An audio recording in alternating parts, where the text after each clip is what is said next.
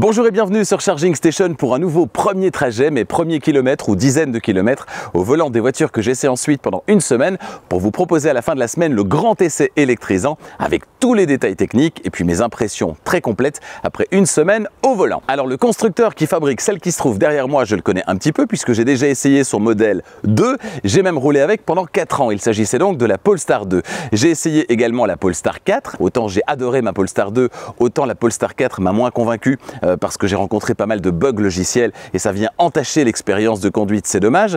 Du coup, j'essaye la Polestar 3 qui elle aussi a connu son lot de problèmes logiciels à son lancement, tout comme d'ailleurs sa cousine technique, le Volvo EX90, EX90. Alors on m'a dit il y a quelques minutes quand j'ai récupéré les clés, tous ces problèmes logiciels, c'est du passé, il n'y en a plus. Bon bah je ne demande qu'à voir et à tester, c'est ce que je vais faire maintenant avec vous et pendant une semaine ensuite pour le grand essai électrisant. Là tout de suite pour ce premier trajet, on va s'intéresser au coffre, aux places arrière, l'extérieur évidemment, et puis le tableau de bord, et puis on démarrera pour cette, je pense, quarantaine de kilomètres aujourd'hui, direction ma première destination pour ce premier trajet.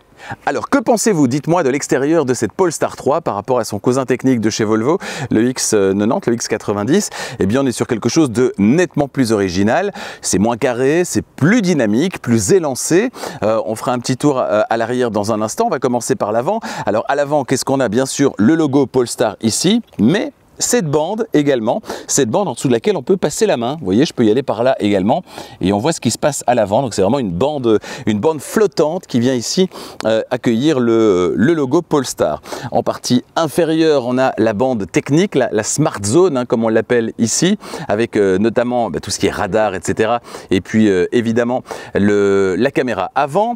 Ensuite, sur le côté, on a spécificité Polestar également. Eh bien, le nom du modèle, la taille de la batterie et la puissance du modèle essayé également. On remarque en passant qu'on a des poignées affleurantes, hein, vous le voyez. Et me voici à présent à l'arrière, avec un arrière donc plus élancé, plus dynamique que ce qu'on peut retrouver chez Volvo par exemple. En tout cas, c'est une vraie proposition complémentaire par rapport au Volvo EX90, EX90. On est sur quelque chose de complètement différent. On ne peut pas savoir que ces deux véhicules partagent la même base technique et pourtant, c'est bien le cas. Tiens, puisqu'on est à l'arrière, on va aller faire un tour du côté du coffre.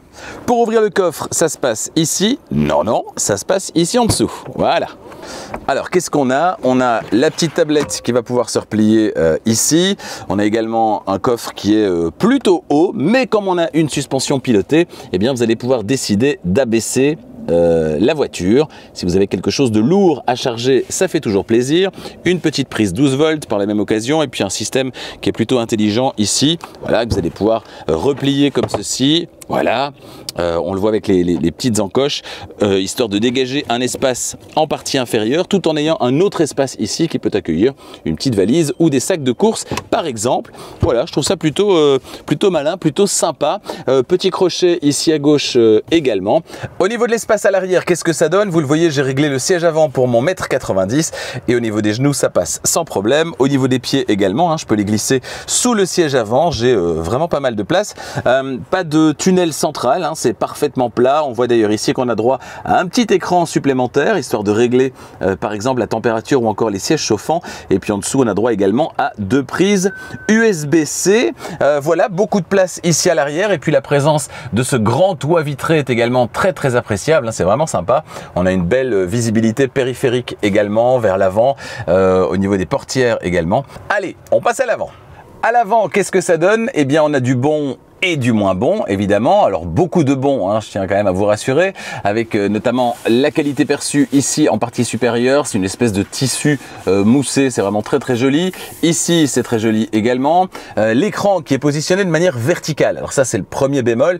Personnellement je trouve ça plus lisible en écran horizontal, surtout quand on doit quitter la route des yeux et aller ici en partie inférieure, c'est vraiment très bas. Je préfère quand c'est positionné de manière horizontale un petit peu plus haut. Voilà, il y a juste effectivement pour la navigation, c'est toujours chouette de voir loin devant. Et donc pour la navigation, c'est plus sympa d'avoir un écran vertical, mais pour tout le reste, c'est quand même plus sympa un écran horizontal. Autre écran derrière le volant, l'écran instrument qui là est en position de veille. Je mets le pied sur le frein, voilà, et je mets D, et j'ai la carte qui s'affiche là également avec pas mal de petites infos complémentaires. Les commodos, c'est connu, hein, voilà, on les a déjà vus quelque part ceux-là.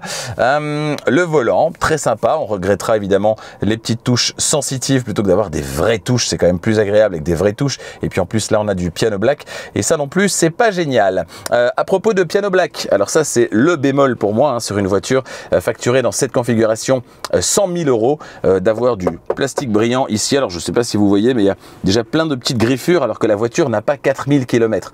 Donc c'est vraiment dommage. Alors vous me direz si c'est vraiment gênant, un petit covering et on n'en parle plus, mais enfin je trouve ça quand même dommage sur une voiture à 100 000 €, surtout que là on s'est donné la peine de chercher des matériaux un petit peu originaux, etc. Vous voyez, ne fût-ce que ceci par exemple, c'est un petit peu moussé, j'avais déjà ça dans la Polestar 2, franchement ils auraient mis ça ici, ça aurait été nettement mieux que d'avoir ce plastique brillant, je ne comprends pas. Alors vous l'aurez compris, on est sur du tout à l'écran ou à peu près, hein. Il y a très peu de boutons, donc on va devoir tout régler à partir de l'écran d'infodivertissement.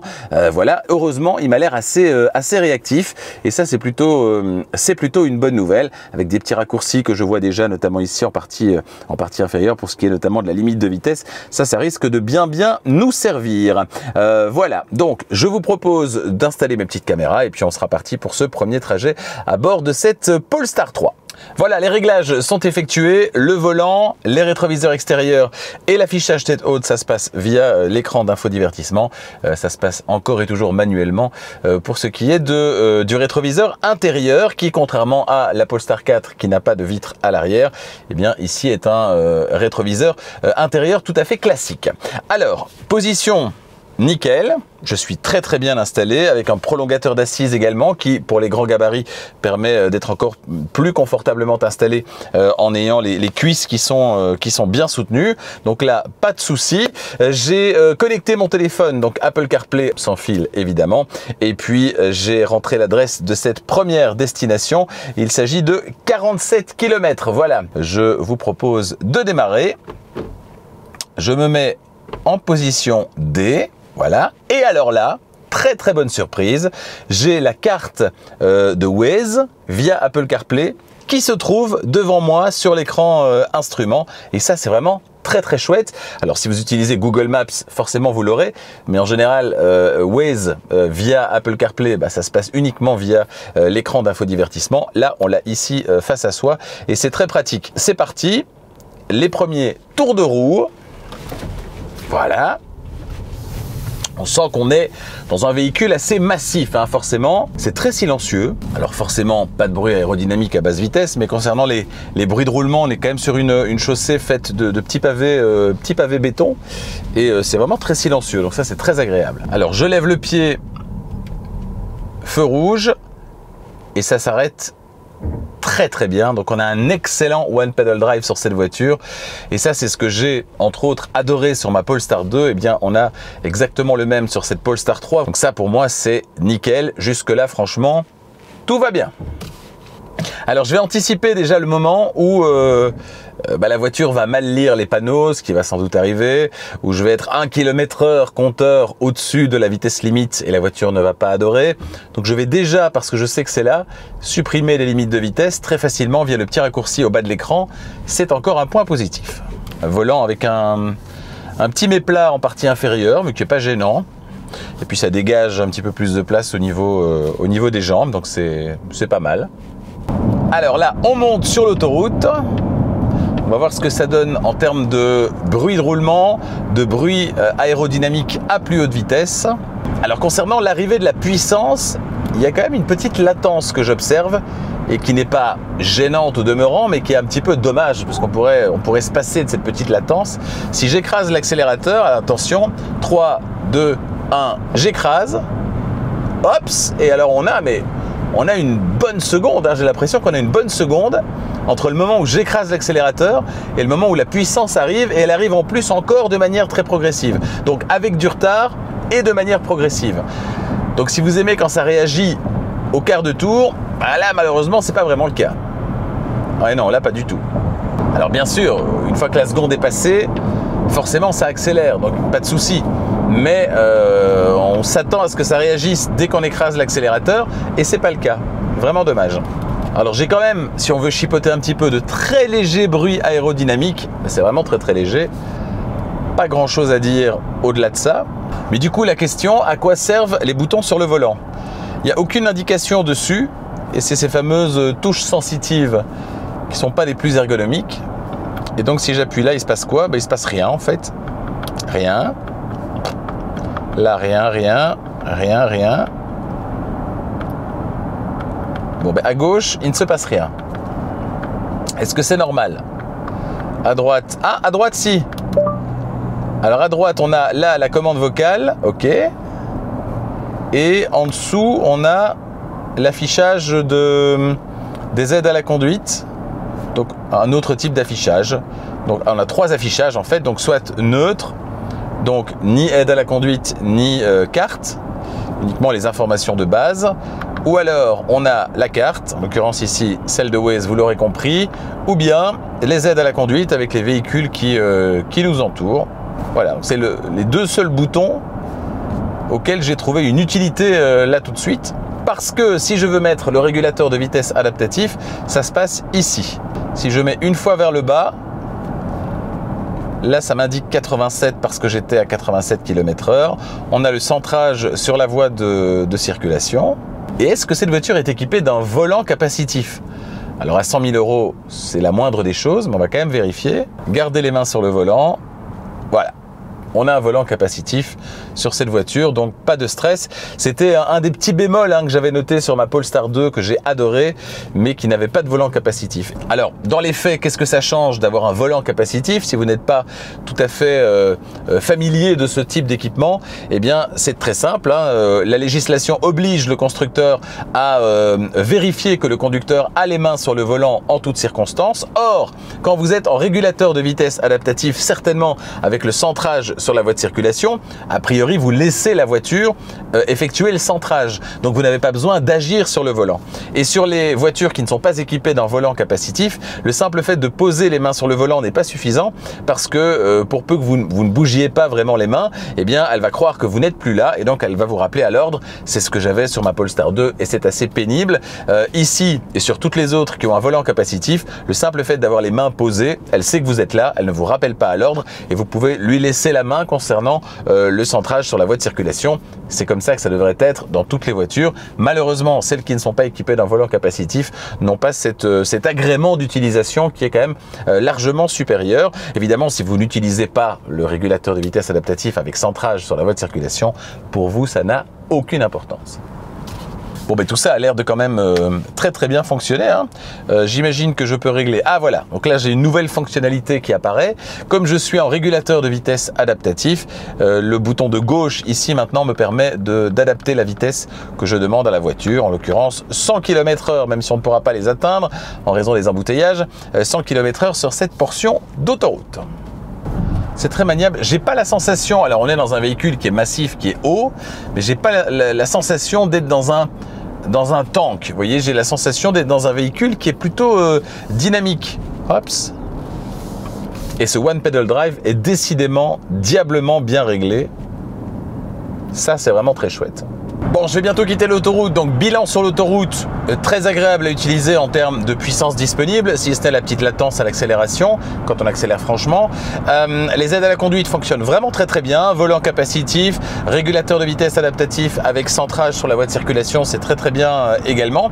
L'avertisseur de distraction est pas casse-pied, je l'ai eu une fois ou deux, mais j'étais vraiment distrait, j'étais vraiment trop sur l'écran et donc c'était tout à fait à bon escient. Donc c'est bien réglé, c'est très sympa. On peut supprimer, on l'a dit, les bips de survitesse avec le petit raccourci ici. Donc franchement sur autoroute, c'est plutôt pas mal. Je vais dire que le seul petit bémol sur autoroute, ça va être les bruits aérodynamiques qui sont pas gênants outre mesure, c'est pas rédhibitoire, mais voilà, il y a quelques bruits aérodynamiques. J'aurais voulu quelque chose d'un petit peu plus feutré encore, compte tenu certainement du positionnement tarifaire de cette voiture. On le rappelle, pour cette voiture d'essai, c'est quand même 100 000 €. Alors pour désactiver le régulateur de vitesse adaptatif, c'est un basculement vers le bas. Donc vers le bas pour activer, vers le bas pour désactiver, c'est très simple. Et puis ici, dans la bretelle de sortie, pas de souci évidemment pour atteindre l'arrêt complet simplement avec l'accélérateur, puisqu'on a un très bon système de récupération d'énergie, de conduite à une pédale. Donc aucun souci, je lève le pied et je peux m'arrêter bien avant d'être au bout de la sortie. Évidemment, ce qui va être intéressant s'agissant d'une voiture avec laquelle il y a eu pas mal de petits bugs logiciels au lancement, ce qui va être intéressant, c'est de voir justement si pendant une semaine, tout se comporte correctement. Est-ce que certains systèmes vont me lâcher? Est-ce que l'écran va redémarrer? Est-ce que voilà, sur ce premier trajet d'une quarantaine de minutes, non. Mais on verra si les promesses sont tenues et si effectivement tous ces bugs ont été résolus. Je vous invite pour ça à regarder le grand essai évidemment qui sera publié dans une bonne semaine. Allez, un petit rond-point, l'occasion de vérifier la tenue de route et ça se comporte vraiment bien. Merci d'avoir parcouru ce premier trajet avec moi à bord de cette Polestar 3. Alors il me reste 4 minutes, c'est le temps restant de ce premier trajet pour conclure avec vous ce premier trajet et vous dire ce que j'ai aimé, ce que j'ai moins aimé durant ces 47 premiers kilomètres à son volant. Alors ce que j'ai aimé, pas mal de choses, notamment globalement la présentation intérieure, si ce n'est qu'il y a du piano black et ça je déteste, vous le savez. Le confort, je retrouve évidemment un petit peu l'esprit de la Polestar 2 que j'ai adoré, donc évidemment c'est un univers que j'apprécie particulièrement, mais ça chacun se fera sa petite idée évidemment, hein. Je comprends que vous puissiez ne pas l'aimer si c'est votre cas. Ça fonctionne bien, l'écran fonctionne bien, tout tombe naturellement sous la main, on a les informations de Waze qui peuvent se trouver également. Voilà, c'est le cas ici dans l'écran instrument, donc très chouette également. C'est réactif au niveau de l'écran, je l'ai dit. Le confort, il est bien là. C'est très confortable dans cette voiture, on est bien installé, donc c'est vraiment très chouette. Le seul petit bémol, ce sera cette latence à l'accélération quand on écrase l'accélérateur. C'est un petit peu dommage. Voilà, c'est tout ce que je peux dire du point de vue technique, j'ai envie de dire. On a également, je le disais sur l'autoroute tout à l'heure, un petit peu de bruit aérodynamique. Ça, c'est un petit peu gênant. Alors c'est pas rédhibitoire, hein, c'est pas assourdissant, mais c'est dommage dans une voiture à 100 000 € qui se veut un minimum premium. Je m'attendais à quelque chose d'un petit peu plus feutré encore, ça l'est déjà, mais je m'attendais à quelque chose d'encore un petit peu plus feutré. Donc ne manquez pas évidemment le grand essai, histoire de voir si la promesse qui m'a été faite tout à l'heure, à savoir que tous les bugs ont été résolus, est-ce que cette promesse elle est tenue? Eh bien rendez-vous dans une semaine pour vérifier ça lors du grand essai électrisant avec tous les détails techniques et puis mes impressions après une semaine au volant et non pas une quarantaine de minutes. En attendant, vous n'êtes pas encore abonné à Charging Station, faites-le maintenant et n'oubliez pas d'activer la clochette des notifications pour être prévenu dès qu'une nouvelle vidéo électrisante est disponible. Merci de votre fidélité et à bientôt.